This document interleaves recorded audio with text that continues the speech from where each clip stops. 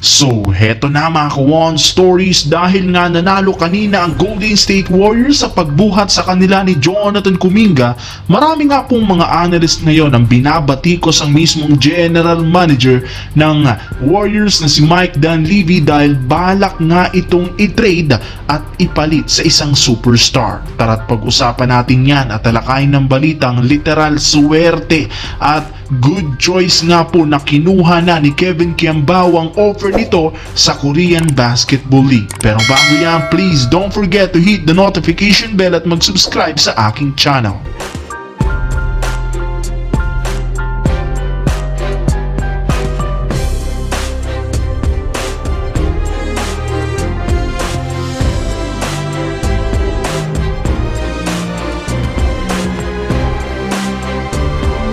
Bago pa man magsimula ang laro ng Golden State Warriors kanina laban sa Houston Rockets, naibulgar na nga po ng isang insider na plano nga talaga ng general manager na si Mike Dunleavy na i-trade si Jonathan Kuminga kapalit ang isang superstar na makukuha nila sa isang trade at kung sakaling maging bagong second option na tutulong kay Stephen Curry. Patapos na rin naman sa off-season ang kanyang kontrata kaya upang hindi ito masayang gagamitin na lamang nila siya bilang asset para magkaroon ng bagong player. Maging ang ilang mga fans sumang-ayon na rin naman sa planong ito dahil sunod-sunod na talo. Ngunit agad na nga pong pinatahimik ni Kuminga ang kanyang mga haters matapos siyang magpakitang gilas laban sa Houston Rockets matapos niyang buhatin ang Golden State gamit ang kanyang career high 33 points at 13 out of 22 shooting kasama na ang crucial plays na nagselyo sa panalo. Ibig sabihin malaki ang ambag ni Kuminga sa team na ito sadyang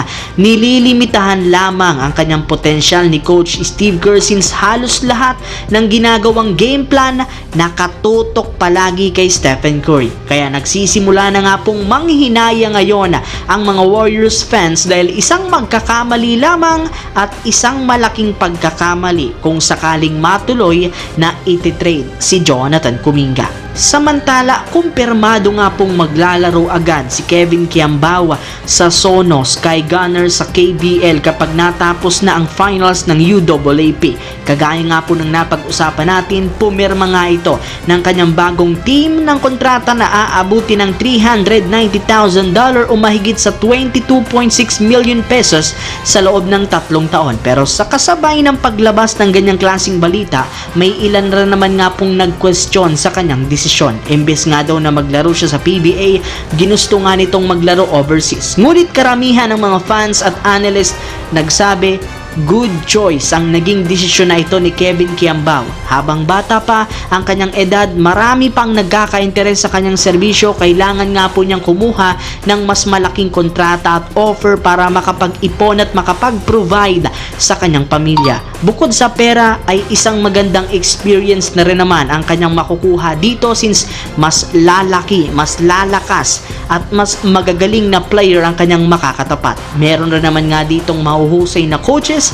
Ibig sabihin mas mapapa-improve dito ng husto ang kanyang skills sa basketball. Kaya kahit sino man hindi tatanggi sa ganito kalaking oportunidad. Bagamat inaasahan na makakakuha si Kiambao ng malaking kontrata sa PBA, malilimitahan lamang dito ang kanyang growth bilang isang player dahil posibleng paglaruin siya sa isang farm team.